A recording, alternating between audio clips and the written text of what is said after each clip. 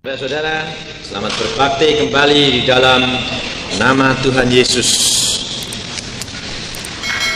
Kalau hari ini kita sudah mendengar akan puji-pujian dan kita melihat bahwa kasih Tuhan bertambah-tambah tiap-tiap hari di dalam kehidupan kami. Dan apabila saudara sungguh-sungguh menghayati puji-pujian, maka kita akan mendapatkan kebebasan dan kita dapat melayani lebih sungguh-sungguh dan mengasihi Tuhan lebih sungguh-sungguh. Karena begini saudara, kebebasan manusia itu sangat terbatas. Kita boleh merasakan mengatakan, wah, di Indonesia ini kita bebas, tapi tetap terbatas. Kebebasan daging tetap terbatas, tetapi kebebasan yang dari Allah itu tidak terbatas. Banyak anak-anak Tuhan mencari kebebasan itu melalui manusia, melalui hobi, melalui segala sesuatu yang dipikirnya dapat mendatangkan kebebasan, tetapi tidak akan mendapatkan apa-apa kalau tidak melalui Tuhan. Tuhan kalau membebaskan itu dari dalam hati dulu, kemudian ini yang menjalar keluar. Semuanya menjadi bebas dan lepas. Baik kebiasaan yang buruk, baik sakit penyakit, baik segala perkara problema, bebas dengan sendirinya. Ini anak-anak Tuhan kurang menghayati. Tetapi kalau saudara sungguh-sungguh mau, maka kebebasan itu akan datang dan tiba kepada kita sekalian. Banyak anak-anak Tuhan yang dibebaskan daripada masalahnya. Kalau saya tanya, dia mengatakan, bagaimana caranya kamu dibebaskan? Tidak tahu. Tahu-tahu rasanya, loh kok sudah lepas. Tahu-tahu, loh problemnya sudah hilang, penyakitnya sudah hilang. Itu kenyataan saudara. Seperti yang kami kerap kali alami dengan pelayanan-pelayanan itu. Makanya saya itu orang yang paling tidak mau mencari saya, sebab saya itu paling takut jatuh dalam kesombongan. Soalnya apa? Soalnya orang model saya ini asalnya orang yang sombongnya luar biasa. Penyakit itu ada. Saya itu orangnya individu sendiri, pembentukan pribadi sendiri, dari kecil hidup sendiri, jadi tidak pernah minta tolong orang. Sampai ayah saya itu pernah mengatakan begini, saya itu lihat anak laki satu ini kok antik, dia bilang. Kalau minta apa-apa tidak pernah dua kali. Saya itu orang tuanya ya kepingin toh ya, kalau anak itu manja. Jadi kalau orang tua itu dimintai anaknya itu dengan merayu gitu, orang tuanya seneng enggak? Seneng. Minta sekali belum? Ya Pak ya, ya Pak ya. Waduh seneng. Wah, saudara tahu, memang hal itu kakak saya, tacik saya itu pinter memanfaatkan. Saya herannya gini, saya kawin kok enggak dikasih papa ya? Adik saya dikasih modal, dikasih segala, kemudian dia jatuh, uangnya tetap dikasihkan. Aneh enggak? Karena apa? Pinter. Dia mau kawin, ngomong dulu, ya Pak ya, ya Pak ya, gini kau sudah ya, apa? Boleh apa? Boleh apa? Boleh apa? Hatinya lumer. Ya sudah. Segala-gala ya sudah, dapat banyak, tapi sebaliknya saya tidak ada. Karena apa? Karena saya itu tidak mau orang yang tidak pernah minta dua kali Sekali saya minta, Pak, kebutuhan saya ini. Dia bilang apa? Ya, sudah. Nggak tak ulangi. Ternyata dia lupa. Nggak dapat apa-apa. Lalu ibu saya tanya gini, lu kok gak minta sama bapakmu lagi? Sudah minta. Kapan? 3 bulan yang lalu. Hah? Terus gak mau ulangi? Enggak. Lu kenapa? Lawang sudah bilang iya. Ya bapakmu lupa. Ya salah dewek. Saya tuh kerasnya saudara. Dan ayah saya lihat saya begitu tuh, aduh, ya cekel luar biasa. Dia bilang, anak kerasnya kayak begini, nggak bisa ditekuk. Loh, saya bilang, loh kapan saya itu membantah papa? Ya nggak bantah sih, nggak. Kamu kalau sudah diomongi, ya. Kalau nggak ya bilang nggak. Kaku. Tapi mbok ya sama bapaknya itu bisa ngerayu Sidi. Wah, saya ndak punya model gitu.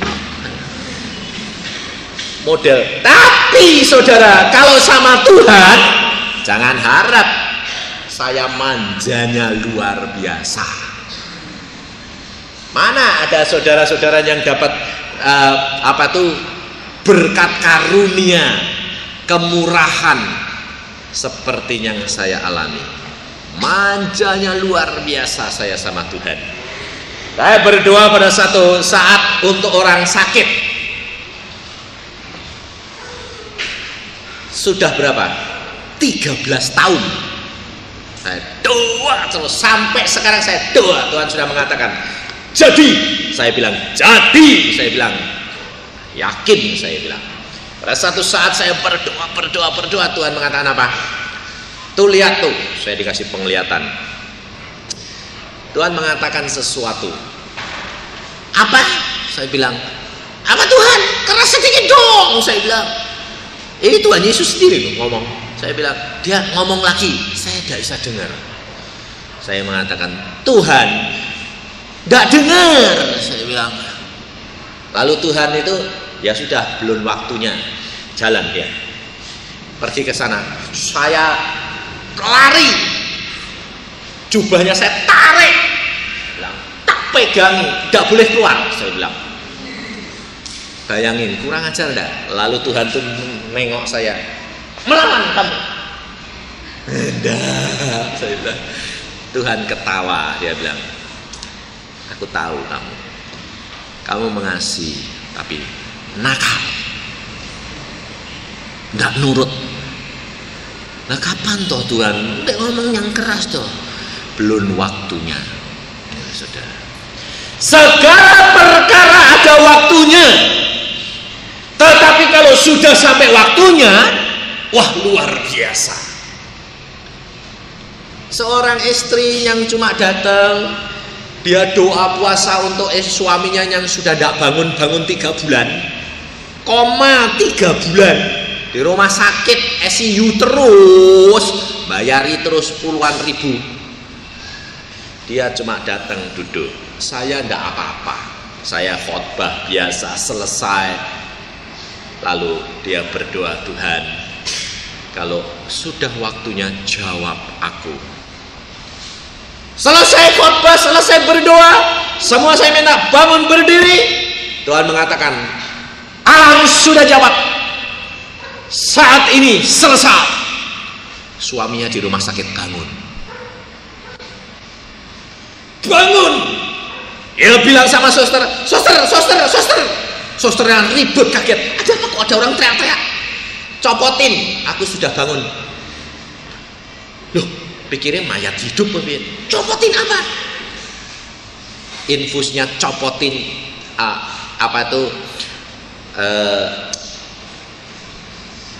pernapasannya itu dibantu dengan O2 dicopot semua, copotin. Kowe bangun. Ya, aku sudah bangun. Kamu tuh sebetulnya mati yo. Enggak, memang aku enggak bangun-bangun, sekarang sudah bangun. Mana istriku? Belum datang. Di mana dia?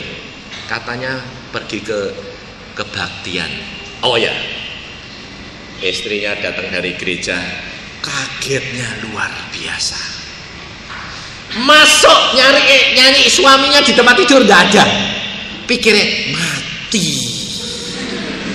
Tadi Tuhan mengatakan, aku sudah jawab problem dan masalahmu dan permintaanmu. Pikirnya hidup, tapi masuk rumah sakit, kamar anunya itu ICU itu tempat tidurnya kosong. Dia langsung gemeteran, tanya suster, mana suamiku?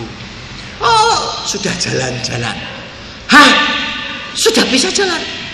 Lawang 3 bulan tiduran sampai dokternya itu marah. Karena apa? Belajar dulu jalan. Aku bisa jalan. Nggak mungkin. Wong sudah nggak jalan 3 bulan. Bisa jalan. Luar biasa. Punya kanker di sini. Kankernya di sini. Bangun itu kankernya lepas. Coplok sendiri. Dia bilang, aku bebas sekarang. Sampai sekarang masih hidup.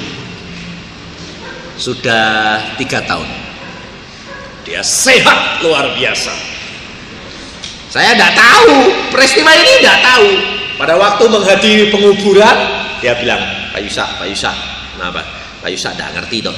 Tidak ngerti apa? Pak Yusak ngerti saya tidak? Tidak. Saya bilang, kamu siapa toh? Saya itu ini. Lah ada apa? Saya bilang, Pak Yusak tidak tahu. Saya itu sebetulnya 3 bulan sudah koma. Saya punya kanker di sini dan dokter mengatakan ini ganas. Dan pada waktu saya koma, istri saya doa puasa dan tidak ada apa-apa. Tapi pada waktu Pak Yusak berdoa terakhir, Pak Yusak hanya mengatakan, doamu sudah dijawab. Tapi saya tidak ngerti kalau jawaban ini untuk istrinya, ya tidak tahu. Cuma hanya Tuhan ngomong, doamu sudah dijawab. Jadi saya sedang amin sembahyang cuma ngomong begitu, tidak ngerti apa yang terjadi. Baru beberapa bulan kemudian dan hampir setahun ketemu dia. Ini loh satu saksi hidup. Allah kita itu adalah Allah yang luar biasa. Kalau hari ini saudara tidak mengharapkan hamba Tuhan, kalau hari ini engkau sungguh-sungguh seperti yang nanti firman Tuhan katakan, engkau hayati, engkau alami, maka engkau akan mendapatkan kebebasan seperti yang Tuhan janjikan dan lakukan. Bukan hamba Tuhan, tetapi Tuhan Yesus sendiri yang akan bertindak untuk engkau. Maka engkau akan melihat bagaimana Allah kita itu. Karena kerap kali kita mempunyai perasaan bagaimana? Tuhan, aku sudah setia. Aku sudah tambah lama tambah giat ke gereja, tambah melakukan pekerjaan Tuhan, malah ikut kor, teriak-teriak ya keras, tapi kok tambah sengsara Tuhan. Kesukarannya itu tambah banyak. Betul enggak? Ngalami enggak? Hah? Ngalami. Karena apa? Karena engkau berbaktimu, mau setiamu itu sebetulnya karepe apa? Minta ganti pamrih. Betul enggak? Minta balesan. Dan itu betul. Bukan tidak betul, betul. Tapi engkau salahnya apa? Tidak dari dalam dulu. Yang diminta itu adalah kebutuhan daging. Saya mau setia supaya Tuhan berikan aku uang banyak. Saya mau setia supaya aku menjadi sehat. Aku mau setia supaya suamiku kembali. Aku setia supaya anak-anakku jadi baik. Ini hal-hal seperti itu otomatis nanti apabila engkau mencari Yesus. Jadi bukan mencari karunia-Nya, tetapi mencari Yesus, sumber dari segala-galanya. Itu yang penting. Ini kerap kali kita mencari karunia, tapi tidak mencari sumber pemberi. karunia. Karena kalau saudara punya itu Yesus, otomatis semuanya akan terselesaikan. Tapi orang Kristen banyak cari karunianya, pemberiannya. Maka banyak hamba-hamba Tuhan juga, saya sendiri dulu mengatakan harus begini, harus begini, harus begini, pakai metode pengalaman hamba Tuhan. Tetapi kenyataan Tuhan mengatakan itu kamu membatasi akan kuasa daripada Allah. Biarkan Roh Kudus bekerja dengan bebas, maka Roh Kudus akan menyatakan dirinya di dalam kehidupanmu. Memang saya terus terang sekarang tidak setuju kalau ada kebangunan rohani ditulis ada kesembuhan ilahi, ada ini. Saya terus terang, saya sendiri tidak tahu kalau dipasang di sini. Saya sebetulnya tidak setuju. Tidak setujunya apa? Pekerjaan Roh Kudus tidak perlu dipropagandakan. Otomatis kalau nanti Roh Kudus bekerja, otomatis semua orang akan mencari Tuhan. Tapi bukan orang datang karena apa? Karena propaganda. Ini nanti kalau sudah kecewa, betul enggak? Ini saudara. Karena apa yang saya alami adalah pengalaman pribadi dengan Yesus. Kenapa saya tertarik oleh Yesus?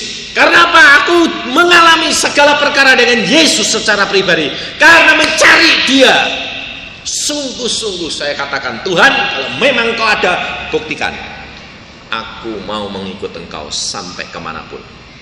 Dan Yesus menggenapkan segala isi Alkitab. Apapun yang kamu minta, jikalau engkau berkenan kepadaku, aku berikan kepadamu. Oh, ini loh saudara. Yang penting itu adalah apa? Berkenan menyediakan cawan yang benar-benar murni di hadapan Tuhan. Baru segala perkara akan jadi. Karena apa? Karena Tuhan itu luar biasa. Janjinya luar biasa. Luar biasa Allah kita itu. Cuma kita sayangnya tidak menikmati. Anak-anak Tuhan jarang yang menikmati. Karena apa? Karena tidak tahu melakukan firman Tuhan. Tapi hari ini Allah berjanji kepada kita sekalian. Kalau engkau setia, kalau engkau sudah menunjukkan kesetiaanmu, apabila engkau menghadapi masalah, menghadapi percobaan, menghadapi halangan, menghadapi kesulitan, tambah banyak, ucapkan syukur. Nanti engkau lihat, itu tandanya engkau dikasihi Tuhan, karena engkau bakal melihat mujizat. Mari kita baca firman Tuhan di dalam 2 Tawarikh 32.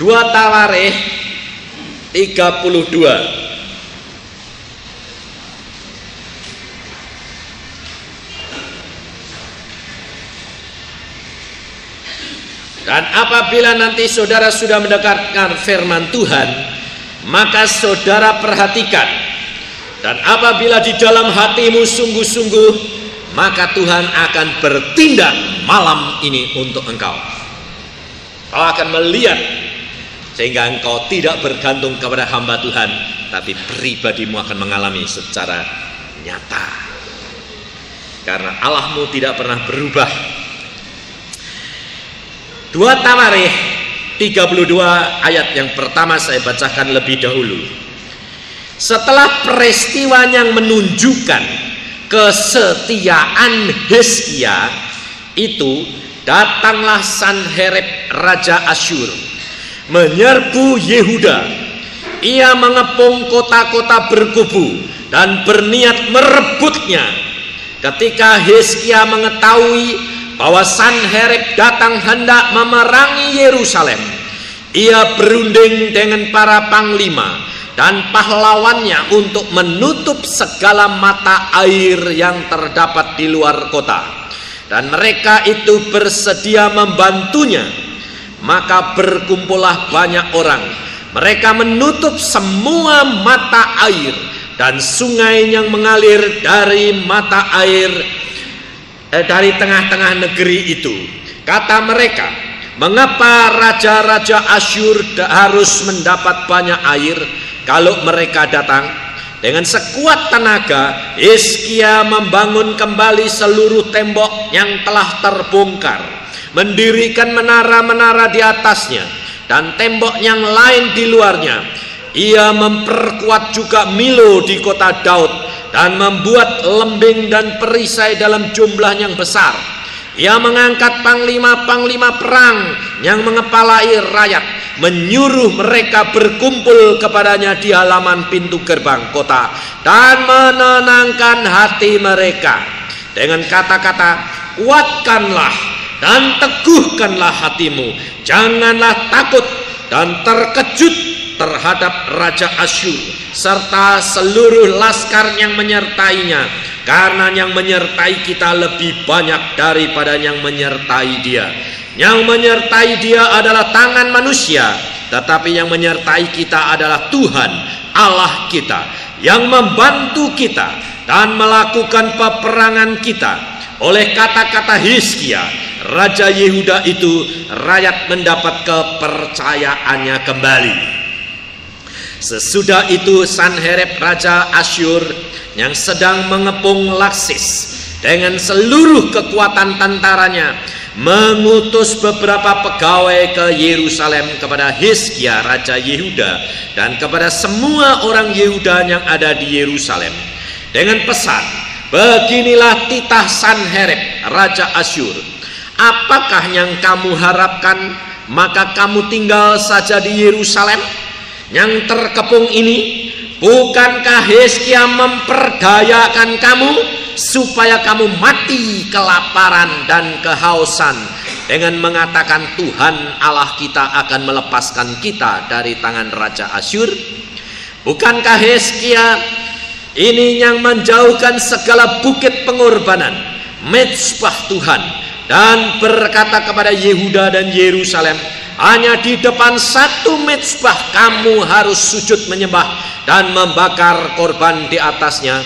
Tidakkah kamu ketahui apa yang aku dan nenek moyangku lakukan terhadap semua bangsa negeri-negeri lain? Apakah para Allah bangsa-bangsa segala negeri itu pernah berhasil melepaskan negeri mereka dari tanganku? Siapa daripada semua Allah bangsa-bangsa yang sudah ditumpas nenek moyangku itu dapat melepaskan bangsanya dari tanganku? Masakan Allahmu dapat melepaskan kamu dari tanganku? Sampai di sini lebih dahulu. Mari kita berdoa. Tuhan, pada hari ini firman-Mu sudah hamba sampaikan, bacakan. Anak-anak-Mu sudah mendengar. Dan apabila firman-Mu ini nanti hamba-Mu uraikan sesuai dengan apa yang Kau pesankan Tuhan Yesus, sementara firman ini ditaburkan dan diuraikan, maka Tuhan Roh Kudus Engkau sendiri yang akan berbicara, menjamah setiap masalah anak-anak-Mu, setiap penyakit anak-anak-Mu, setiap problema ekonomi anak-anak-Mu, dan Engkau menyelesaikan seperti yang Engkau janjikan di dalam firman-Mu nanti ini Tuhan. Dan Engkau bertindak di dalam nama-Mu yang ajaib. Terima kasih Tuhan Yesus. Dalam nama Tuhan Yesus hamba mohon semuanya ini. Amin.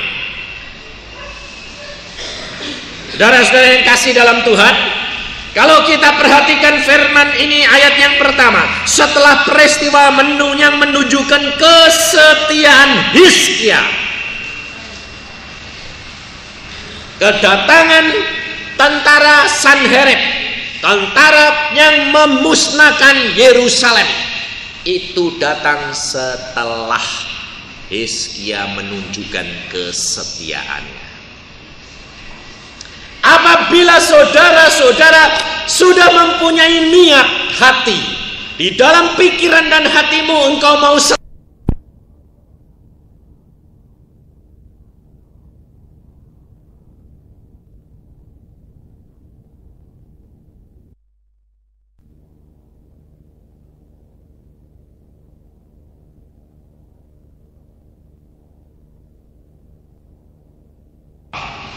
dan keluargamu. Sehingga banyak orang-orang Kristen menjadi apa? Patah semangat, undur lagi. Percuma, malah setia, malah sengsara. Lumayan gini aja. Jadi orang Kristen biasa-biasa saja. Jadi tidak usah aktif-aktif, biasa-biasa saja. Sebabnya apa? Karena kalau maju menghadapi musuh, lebih baik tidak menghadapi musuh. Yang penting kan selamat. Di dunia ini itu sudah cukup. Uang sudah ada, mobil ada, rumah ada, sudah. Sing mbok goleki itu apa? Ndok donya. Selamat. Iya, surga ya selamat. Asal percaya Tuhan Yesus, nanti masuk surga. Kan wis ta? Orang Kristen ditipu setan. Karena apa? Takut menghadapi tantangan. Saudara harus berani. Kemarin saya dari sini, maafkan lari cepat-cepat karena menyusunnya acara itu terlalu mepet. Bukan salah Samhudi, tetapi saudara yang lain itu memaksakan mesti dimasukkan jadwal. Lalu waktu saya terima jadwal di Bandung, saya bilang, Samhudi ini lain nyusun piye toh wong jam 5 kok jam 7 maneh. Lalu dia bilang, maaf ya, aku dipaksa. Saya bilang, oke deh, saya cepat lari ke sana dan Tuhan berbicara di sana. Ternyata di sana sudah penuh sesek dan ada anak-anak Tuhan dari sini naik brompitnya sudah bensinnya habis. Tapi mau lari ke sana, mau datang sini, telat. Tapi saudara tahu, dia mulai praktek. Jadi pada waktu sore mau datang ke sini, dia mengatakan apa? Bensinnya habis, olinya habis, brompitnya. Waduh, oli habis, bensin habis. Tapi dia mengatakan, puji Tuhan. Mulai praktek, puji Tuhan. Bensin habis, puji Tuhan. Oli habis, puji Tuhan. Mulai diocok-ocok. Ya tahu kalau habis, tapi diocok-ocok. Lalu dalam nama Tuhan Yesus jalan sampai ke gereja. Dalam nama Tuhan Yesus jalan. Jalan pada jalan.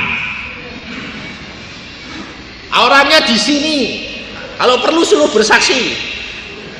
Benar-benar jalan dan tidak jalannya itu cuma dekat, muter sampai jalan terus.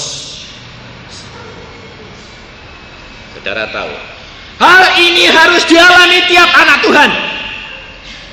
Tidak ada barang yang mustahil bagi Tuhan.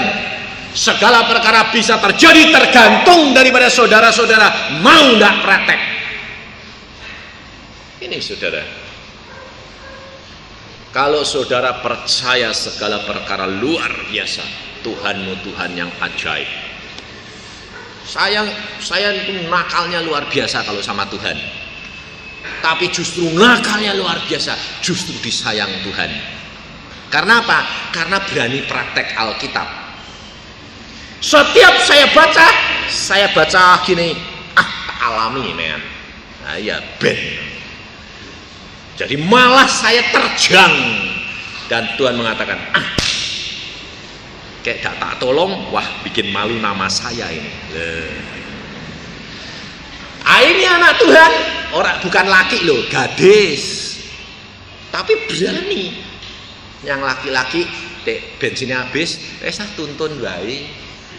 Salahmu, tuntunan. Tapi jangan lalu gak mau tunggu bensin. Nanti pikirnya, kan Tuhan kuasa, wis rasa tunggu bensin, dalam waktu itu ngalir terus, kok enak. Tuhan mau jadi ke kacungmu. Enggak, ini karena dia terpaksa, karena dia cepat-cepat mau ke gereja, mau kebaktian 4:30, dia jemput kakaknya, ternyata kakaknya sudah ada di dalam gereja. Tapi bensin habis, dia bilang, Tuhan aku nanti telat, aku masih ke kakakku, masih ke gereja, tolong ya Tuhan, tolong bensinnya, kasih bensin ya Tuhan, dalam nama Tuhan Yesus, jalan. Hal ini dialami oleh Harold Hill, hamba Tuhan, pada waktu dia naik pesawat. Pilot mengumumkan pesawat tidak dapat mendarat dalam waktu segera sebab rodanya tidak mau keluar. Setelah dicoba ternyata shockbreakernya itu olinya habis. Lalu pilot mengatakan, kita terpaksa mendarat dengan perut pesawat. Akibatnya apa? Mati kebakaran. Semua menangis, satu pesawat nangis, teriak-teriak. Nah, ada yang teriak-teriak pacare, ada yang teriak-teriak ibune, ada yang anake. Nah, sekarang saudara ini kalau menghadapi kesulitan gitu sing dieling-eling siapa? Hah? Yesus? Bener? Bisa gini, terima kasih Tuhan, sebentar aku akan ketemu engkau, atau piye anakku? Yang pacaran belum kawin, piye aku belum kawin? Ya tak? Ini loh saudara, itu kenyataan hatimu. Yang nyentel di hatimu itu bukan Yesus, tapi yang nyentel itu ya itu yang kamu teriak-teriakan tuh. Lah itu sepesawat ya teriak-teriak. Harold Hill malah bilang apa? Puji Tuhan. Dia bilang, yang sebelah bilang, apa? Puji Tuhan. Kenapa? Sebentar lagi aku ketemu Tuhan Yesus. Mau mati? Puji Tuhan. Iya. Puji Tuhan. Lalu saudara tahu Tuhan Yesus bilang apa? Harold, kamu kok nakal. Loh, kenapa Tuhan? Lah wong semua orang ini satu pesawat mau mati, yuk kamu malah puji Tuhan. Loh, aku ndak terima kasih dia mau mati. Aku terima kasih mau ketemu ambek engkau kok Tuhan. Tugasmu belum selesai. Loh lah, kalau belum selesai ya rodane bisa ceklok gitu supaya aku tidak mati. Ada salahku Tuhan. Lalu dia bilang, ya karena aku mempunyai rencana dalam hidupmu, maka aku selamatkan pesawat ini bersama-sama dengan engkau. Dan apa? Dia lihat, matanya dibuka, ada selang masuk ke dalam shockbreaker pesawat itu. Olinya ngalir. Dia bilang, oh, ngalir. Lalu kaki pesawatnya itu rodanya berjalan persis berapa menit sebelum mendarat. Pilotnya sampai gini, dari mana itu minyak? Setelah tiba di airport diperiksa, nggak bisa mengerti dari mana itu oli. Itu saya juga alami. Saya orangnya yang sama. Saya yang baca buku ini, saya bilang, wah sak setel. Bapak saya bilang, ini podo edane mbek kowe. Saya bilang, oh edan mbek Tuhan kok, tapi kan nikmat. Saya bilang, naik kapal dari Biak ke Jayapura, kapalnya sudah mau tenggelam, persis di tengah-tengah lautan mau tenggelam. Semua nangis. Saya malah gini, puji Tuhan, haleluya. Dokter Lukman teman saya bilang, lo Cep, kowe iki edan ini Cep. Kamu ini mau mati kabeh do nangis kok kowe guyu-guyu haleluya. Loh, saya bilang, kowe punya Tuhan enggak? Punya. Lah aku ya punya Tuhan. Kowe rek sembahyang bilang apa? Allahku maha besar, Allahku akbar, Allahku akbar. Betul lah? Ya. Kowe bakal mati toh engko. Kan ketemu Allahmu. Kok nangis? Aku bakal mati ketemu Yesus. Aku ketawa sebab aku tahu Firdaus ada di tempat yang sudah disediakan. Dia diam saja. Lalu dia berkata gini, kalau punya iman seperti kamu ya selamat semua masuk surga ya. Iya.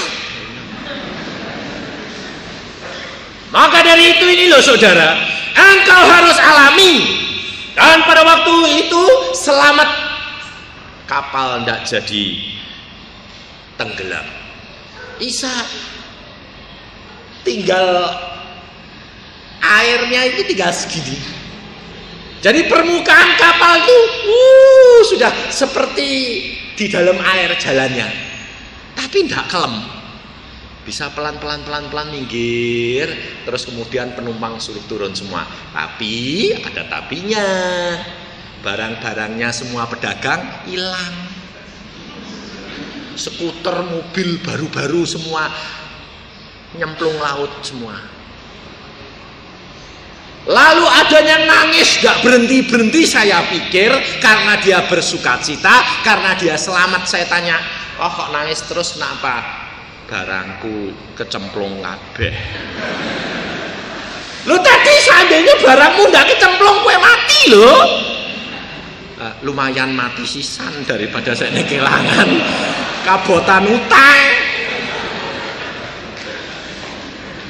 Ini lah saudara. Di mana hartamu, di situ hatimu. Tapi kalau saudara ndak toh, orang Kristen baik kok ya. Baik enggak? Melekat enggak? Enggak. Lu kok dawani jawab? Isin. Isin. Contohnya itu loh. Kowe nek punya mobil, mobilmu baru. Dipinjem boleh enggak? Apalagi kalau mobil baru itu belum pernah kamu pakai. Lalu saudaramu bilang, aku ini butuh mau rumah sakit, tolong yo. Kowe sing duwe mobil, coba jawabannya apa? Mengasihi, mengasihi lebih sungguh, nanti dulu. Wong motor urung tahu tanggo, agak tak isik-isik kok. Meh dinggo lu ngangkut rumah sakit. Lebih-lebih kalau ngangkut orang punya anak, pantangan. Bener enggak? Ini orang Kristen loh. Saya itu dulu punya mobil, dipinjam tetangga yang mau punya anak. Orangnya ini sudah masuk di dalam mobil saya dibisiki, marahi sial. Aja mbok gowo. Lah kemene lho. Wong ngene brojol piye? Kasihan lho aku melo. Orang sudah ndak punya kok. Tapi kowe kesialan. Orang anak Tuhan mengatasi segala perkara. Kalau nyanyi mengasihi, mengasihi lebih sungguh. Kalau punya mobil tidak boleh. Kalau punya yang, kalau ngasih hamba Tuhan atau anak Tuhan itu ngasih apa? Lebih-lebih diumumkan. Saudara-saudara, kumpulkan barang-barangmu. Hamba-hamba Tuhan dari desa-desa perlu sumbangan. Yang dikasih yang baru atau yang bekas?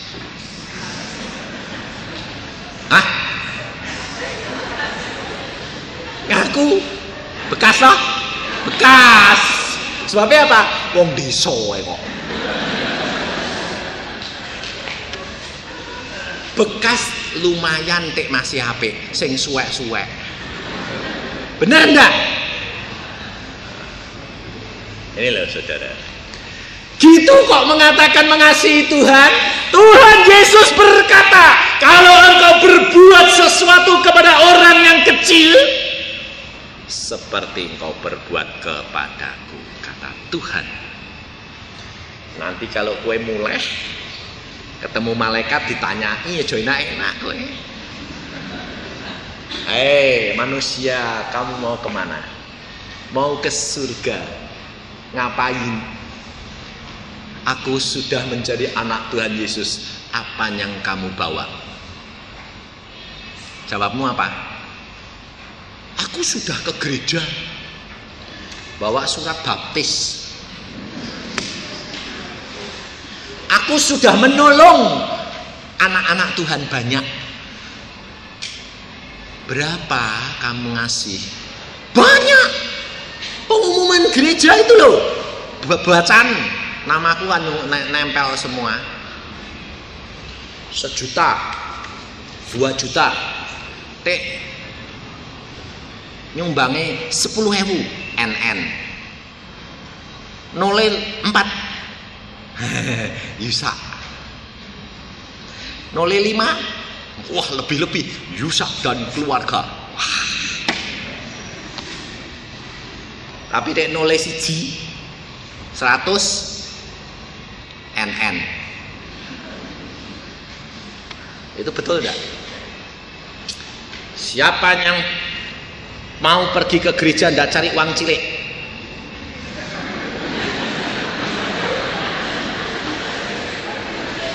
Loh bener enggak? Tadi mau pergi ke gereja, tanya dulu kolektornya berapa kali? 2 kali. Nah, ijolke ewonane loro 500-an.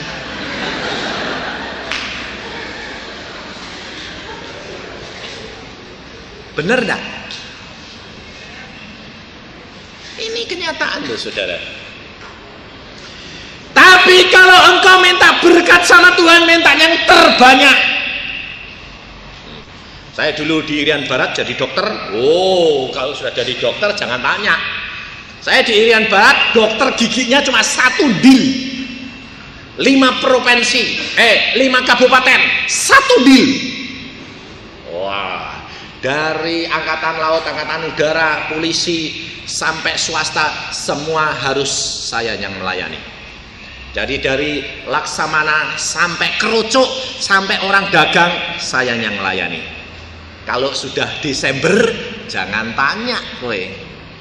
Wah dokternya Kristen, apa saja masuk semua, kalengan bir, whisky, roti, waduh, setengah kamar. Mau jualan bisa.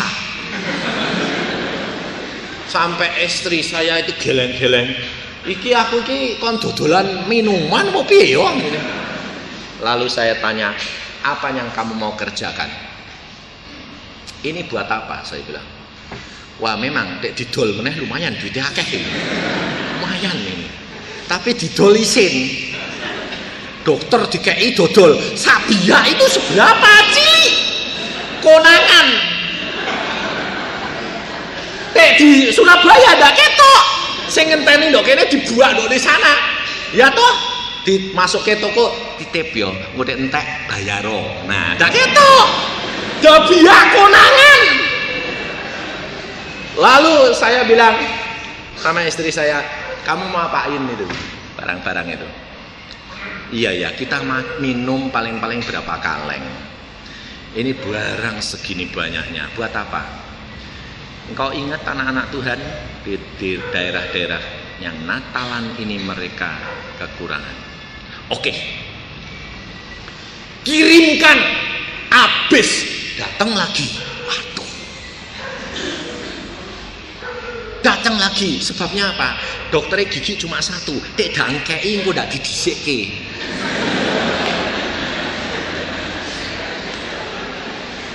Tapi yang saya ingat siapa kamu tahu? Istri saya itu bilang apa? Sin, apa? Kita harus ingat orang penjara. Oh baik. Saudara tahu ayam di sana itu susah, ayam. Telur susah. Saya piara ayam 30. Desember dipotongi sama istri saya. Dibuat neraktir orang penjara.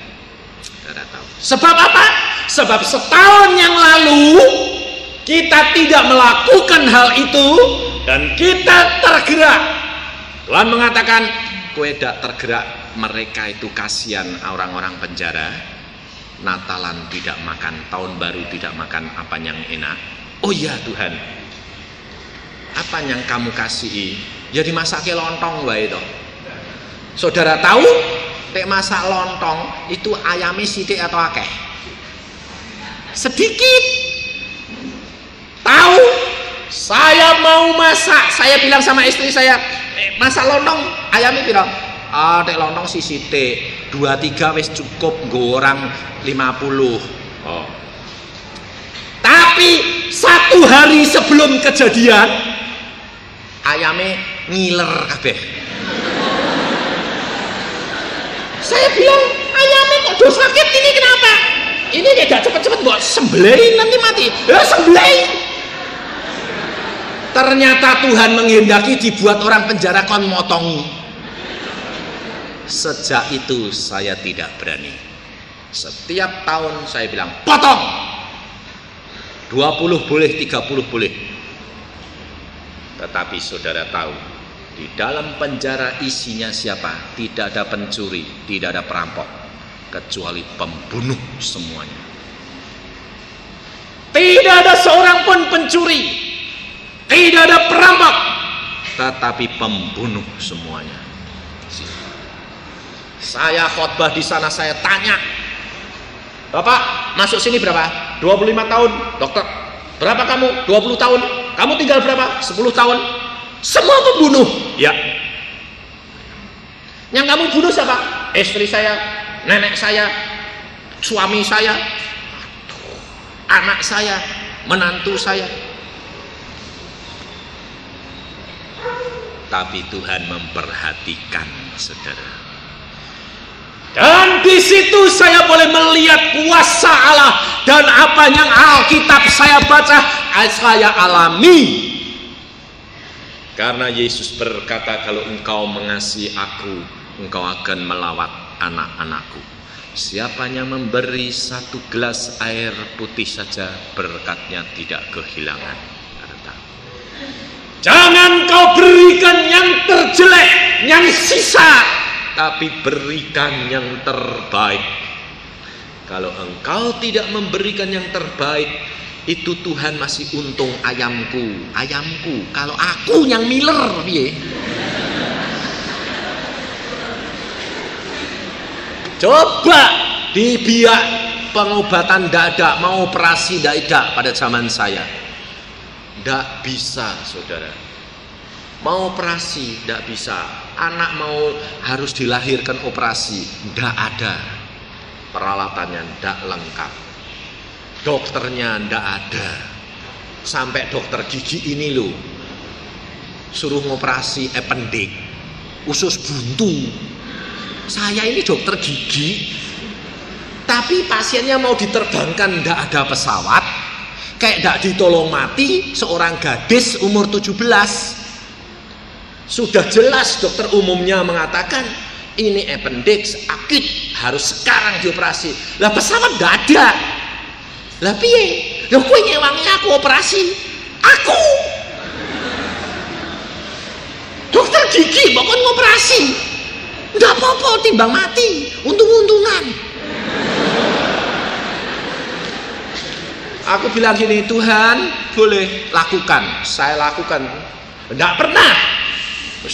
Kira-kira nih done kene ya syukur wae lah. Waktu dibuka ususnya keluar, sudah bingung saya. Lah mencatat semuanya. Tak cari yang mana ini. Dokter spesialis 10 menit, saya 2 jam belum bar. Sampai anestesinya bilang anunya perawatnya, dokter sudah 2 jam loh. Lah belum bar kok. Pasiennya bangun nyanyi 17 Agustus. Hah? Pasiennya nyanyi. Aku bilang, lu kok sudah bangun? Enggak apa-apa, sakit. Tapi saya daripada sakit saya nyanyi-nyanyi aja ya dokter. Iya. Tapi sedang jahit kulit yang di bawahan yang teratas sudah selesai. Sebab waktu dimasukin mencopot meneh, wis tak kerakup blang wis rak durut-turut. Aku cuma gini, Tuhan, hanya Engkau yang bisa ngatur balik ke ususe. Berarti aku menurut iki piye? Wong gak tahu kok. Tapi daripada mati hidup. Tapi saya jadi apa? Sengsara sekali. Hari pertama saya di kamar sembahyang, terus istri saya bilang, "Lho kok dungaren? Kok sembahyang terus napa?" Lah pasien mau sing tak operasi mau nek mati piye? Ini kenyataan orang Kristen. Sekarang enggak saya. Kalau butuh masuk kamar. Dulunya sembahyangnya cuma 5 menit, kalau perlu sehari suntuh. Betul enggak? Kalau ada masalah barusan, Tuhan ampun ya Tuhan, ampun ya Tuhan gitu. Terus enggak keluar-keluar dari kamar. Tapi rumah tangganya bahagia, tidak pernah berdoa bersama dengan istri dan anak-anaknya. Ini saudara.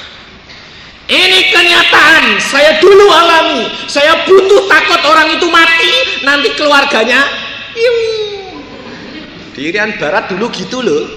Kalau kamu ngobati salah, ting, lepas kepalamu. Saya bilang sama orang Irian ini, lah kalau gagal bagaimana? Tanggung jawab dokter. Wah, bayangin, saya sembahyang terus, ketakutan kehilangan istri dan anak-anak. Dan pada saat hari ketiga, setiap pagi saya jadi besuk rumah sakit. Saya datang, dokter umumnya belum datang, saya sudah datang. Dokter, kok pagi-pagi? Sudah kentut belum? Belum. Aduh. Perutnya tak kebuk-kebuk dalam nama Tuhan Yesus, kentut. Hari keempat kentut, saya datang bilang, sudah kentut, sudah. Amin, amin, selamat. Tidak pernah tak pilih lagi. Nah, ini loh saudara. Kalau kita kebutuh, baru kamu cari Tuhan. Tapi kalau engkau tidak butuh, kamu tidak cari Tuhan. Tetapi di dalam firman Tuhan berkata, di dalam firman Tuhan, Raja Hizkia ini berkata apa? Ia sudah melakukan kesetiaannya kepada bapaknya, kepada Allahnya, tapi justru malapetaka yang datang. Jadi kalau saudara orang Kristen, jangan takut. Malapetaka boleh datang, biarpun di dalam kesetiaanmu, tapi justru kamu akan melihat kuasa dan mujizat Tuhan. Nama Hizkia itu artinya Allah itu kuat. Hizkia artinya Allah itu kuat.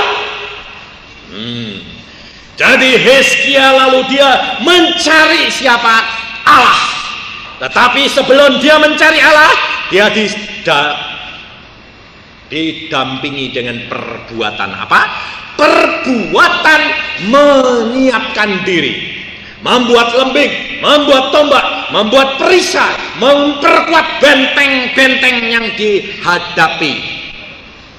Kalau saudara menjadi anak-anak Tuhan, saudara mau hidup setia dengan Tuhan, saudara harus mengandalkan harapanmu pada Tuhan. Satu, kedua, saudara harus bentengi rumah tangga saudara. Banyak anak-anak Tuhan kalau sudah setia tidak ingat waktu. Ibu-ibu sedang rajin, tidak ingat waktu, besuk sana, besuk sini, wah muter pagi sampai siang sampai sore, anaknya tidak dikasih makan, suaminya pulang-pulang, mejanya masih kotor. Ini giat ya, kita kelaparan. Saudara, engkau harus bentengi, perkuat yang dapat menjadikan musuh masuk. Rumah tangga tugasmu harus beres. Melayani suami lebih sayang, melayani anak-anak lebih mengasihi. Karena itu benteng supaya setan tidak masuk melalui keluargamu yang lain. Kau harus bijaksana seperti yang dikatakan, yang diajarkan oleh Alkitab. Hizkia dia mempertahankan semua, diperbaiki semua. Benteng-benteng itu diperbaiki, persenjataan ditambah. Lalu dia berani berkata kepada pahlawan-pahlawannya dan rakyatnya, jangan takut, yang menyertai dia manusia, tapi yang menyertai kita adalah Allah yang hidup, Allah yang kuat. Karena nama dia adalah Allah itu kekuatan. Ini saudara. Dan pada waktu dia menghadapi musuh itu, apa yang dialami? Ketakutan, kelaparan, sakit penyakit. Ini harus dialami.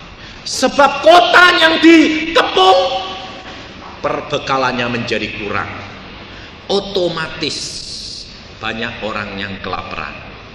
Banyak orang yang kelaparan sehingga tubuhnya menjadi lemah, sakit penyakit. Banyak orang menjadi apa? Musuh-musuh, menjadi bimbang, ragu dan takut. Hal ini biasa. Tapi kalau harapmu pada Tuhan tetap, engkau akan melihat mujizat. Apa yang Hizkia alami, engkau malam ini pun akan alami. Karena Allahmu adalah Allah yang luar biasa.